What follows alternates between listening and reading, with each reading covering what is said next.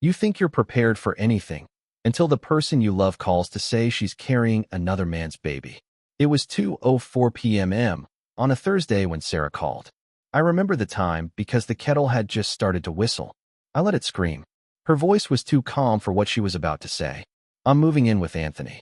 We're having a baby together. That was it. No lead up. No tears.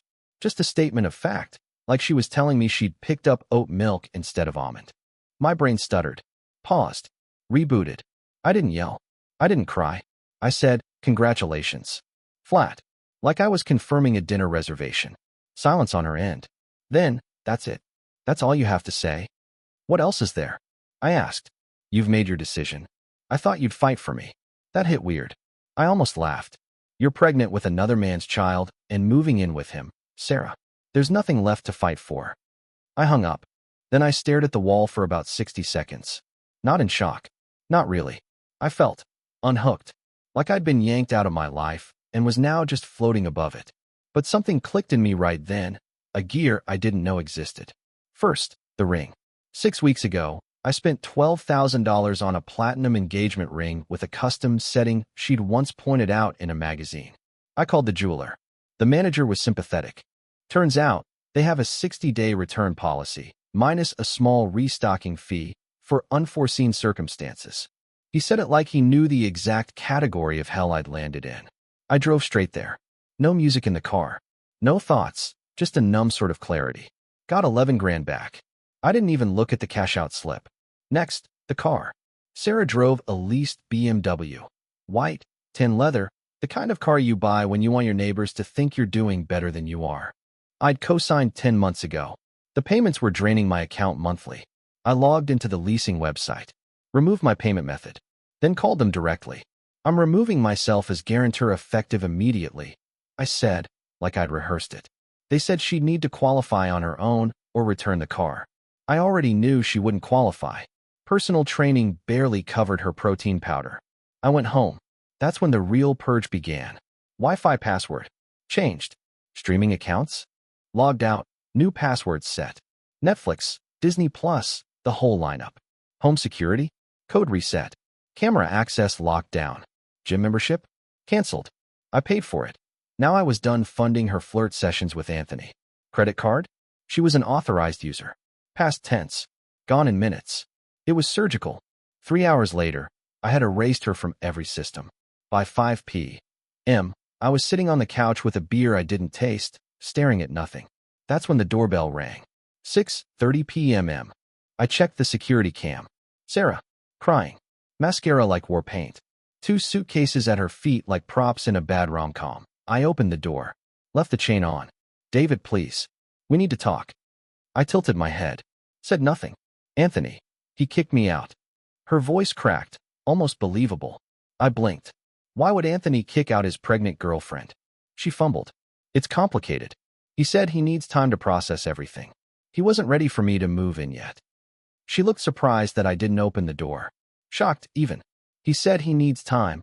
She repeated, like that explained anything. Like that erased what she'd done. Sounds like an Anthony problem, not a David problem, I said. You can't just cut me off like this, she snapped. I can't get into any of the accounts. The car payment got declined. My gym membership. I held up a hand. Calm. Cold. You told me this morning you were starting a new life with Anthony. That includes your bills. Please, she whispered. Just let me stay tonight. I need to figure things out. No, Sarah. You made your choice. You chose Anthony.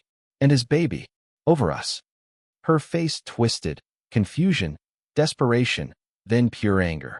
This is insane, she said. You're punishing me for being honest with you. I looked at her for a long second. Then slowly, I closed the door. The chain stayed on. So did my spine. I'm not punishing you, I told her through the door. I'm accepting your decision. She was still crying. Still trying to negotiate her way back in, like the words she'd said earlier had just evaporated. You wanted a different life with Anthony. Go build it. Her voice broke. But I have nowhere to go. You have Anthony. You have family. You have friends. Figure it out. Then I turned the deadbolt. She pounded on the door for 10 minutes. Cried. Yelled. Begged. And then, finally, silence. The silence was peaceful. Not triumphant. Not satisfying.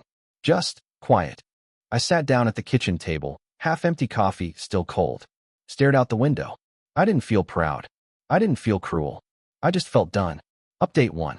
48 hours after Sarah's announcement, and the fallout had already begun.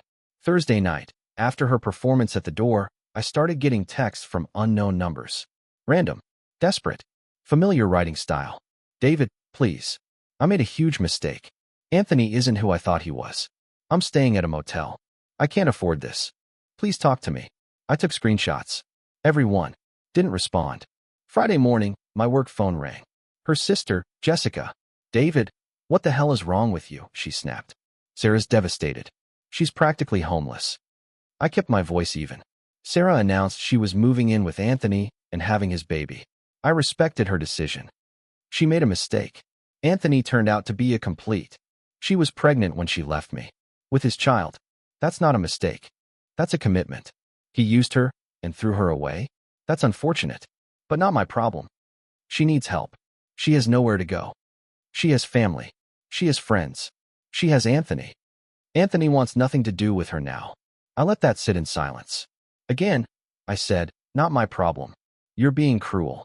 No, I said, I'm being realistic. She ended our relationship to be with someone else. I'm not a backup plan. I hung up. Blocked the number. Number 2. Friday afternoon, her mother called. That was something. David, I'm ashamed of you. Linda began, without preamble. Sarah's pregnant, and you threw her out like garbage. Linda, I said calmly. Sarah told me she was leaving me for another man. That she was having his baby. I didn't throw her out. She left. She changed her mind. No. She realized Anthony wasn't going to support her like I did. That's not changing your mind. That's facing consequences. She needs stability. She's carrying a child. Anthony's child. She made a mistake. You're heartless. I'm practical, I said. Your daughter chose someone else. I'm respecting that choice. She started crying and hung up. I blocked her too. The best part? I found out what really happened through a mutual friend. Anthony didn't just kick Sarah out.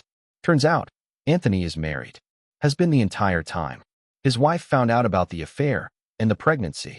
He cut off all contact with Sarah to save his marriage. So she didn't just lose me. She didn't just lose her affair partner. She's pregnant. Alone. Abandoned. And now, without a fiancé, without a lover, without a plan. Saturday, I got a call from the BMW dealership. Sarah had gone there, trying to explain the situation, hoping they'd give her some kind of special treatment. They didn't. They told her exactly what I already knew. Without a cosigner with good credit, she doesn't qualify for the lease. She has until the end of the month to return the car or it gets repossessed. She's been posting cryptic things on social media. Things like, you learn who people really are when life gets hard, and fake love always reveals itself. Right. A few mutual friends have reached out, pretending to check in while fishing for drama. I tell them the simple truth. Sarah left me for another man. It didn't work out. Now she's dealing with the consequences of that decision. Most people get it. The ones who don't weren't really my friends anyway. Spent the weekend cleaning out the rest of her stuff. Things she hadn't grabbed in her rushed Thursday night getaway. A few boxes of clothes, some bathroom products, workout gear, framed pictures we took in Montreal. Boxed it all up. Labeled everything. Set it neatly in the garage. If she wants it, she can arrange pickup. I'm not delivering a damn thing. The house feels different now. Quieter. Not in a hollow way. More like I finally exhaled after holding my breath for months. No more checking her phone screen reflections in windows. No more wondering if she was really at yoga. No more pretending not to notice how cold her voice had gotten. It's done. And for the first time in a long time, I'm starting to feel like maybe, just maybe, I dodged a bullet. 1 week. 7 days since that phone call. Since Sarah burned the bridge, then tried to walk back across the ashes in flip-flops. The entitlement, I thought, had peaked. I was wrong. Monday morning, I got a certified letter delivered to my office. Not a text. Not an email. An actual 3-page, handwritten, melodramatic letter, couriered to my place of work like we were in a 19th century novel. I opened it in the break room, still nursing my morning coffee. 3 pages. All looping cursive. All self-pity and denial. She wrote about how I'd abandoned her in her time of need. How she never meant for things to happen this way. And then the kicker. Oh, the kicker, in the final paragraph. She demanded that I pay for her hotel room until she can get back on her feet and suggested that we go to couples counseling to work through this betrayal. The betrayal. She cheated on me, got pregnant by another man, left me for him. And now I was the betrayer because I didn't bankroll her fallback plan? I took the letter to lunch with my buddy Tom. He's a lawyer and one of the few people who can still make me laugh. He read it while chewing his sandwich. Then he nearly choked. She wants you to pay her bills, he said, wheezing, and go to therapy with her. Because you didn't support her after she left you for another guy? She called it my betrayal, I added. Tom wiped tears from his eyes. Save this. If she escalates, this is Exhibit A. She's basically writing her own character statement. Tuesday, reality gave her another tap on the shoulder. My bank called. Sarah had tried to use the credit card I'd already removed her from. Multiple attempts. Multiple stores. The bank flagged it as fraud until I explained. I called the credit card company directly, confirmed she was no longer authorized, and asked them to formally flag any future attempts as unauthorized use. It's strange how fast love turns into damage control. Wednesday brought a new twist, the family intervention. Her parents showed up at my front door unannounced. I watched them through the security camera while sipping coffee like I was watching a crime documentary. Eventually, I opened the door. Linda jumped in first. David, we need to talk. Mike, her father, stood a little behind, uncomfortable, but playing his part. Son, he said, Sarah made a mistake. But you can't just cut her off completely. She didn't make a mistake, I replied calmly. She made a decision. A calculated one. She left me for another man. That it didn't work out doesn't make it my responsibility. She's pregnant, Linda said. She needs support. Then she should ask the father of her child. That's how these things usually work. Anthony is married, Mike admitted. He used her. And that's my problem because why? I asked. They cycled through the script. Guilt, logic, family duty. I didn't budge. I didn't yell. Just facts. Just boundaries. She made adult decisions, I said. These are adult consequences. After 20 minutes, they left. Frustrated. Empty-handed. Thursday was the breaking point. Or maybe just the most pathetic chapter yet. I was at the gym. My gym. The one I'd gone to for years before she traded it for the upscale fitness temple where she met Anthony. I was halfway through a set when I saw her reflection in the mirror behind me. She cornered me by the free weights. David, she started, breathless. Please just listen. Just 5 minutes. You've got 3, I said, not even looking up. Clock's ticking. She started to cry, which used to work. But I'd seen that performance now. Front row. I know I messed up, she said. I know I hurt you. But I'm pregnant and scared and I don't know what to do. 2 minutes. Anthony lied to me. He's married. He never intended to leave his wife. He just wanted an affair. I was so stupid. 1 minute. I miss you. I miss us. I know we can work through this. Time's up, I said. Her face crumpled. She reached for my arm. I stepped back. You didn't make a mistake, Sarah. You made a choice. You chose to cheat. You chose to get pregnant by him. You chose to leave me. That he turned out to be a liar doesn't undo any of that. I love you, she said, voice cracking. No, I said. You love what I provided. Security. Stability. Someone to clean up the mess. Anthony gave you adventure until reality called. Now you want your safety net back. That's not true. If Anthony was everything you hoped he'd be, you'd be setting up a nursery right now. Instead, you're in my face at the gym. I grabbed my towel. Everything I did afterward, I told her, was just accepting your decision. Maybe you should try it too. And I walked away. Thanks for listening.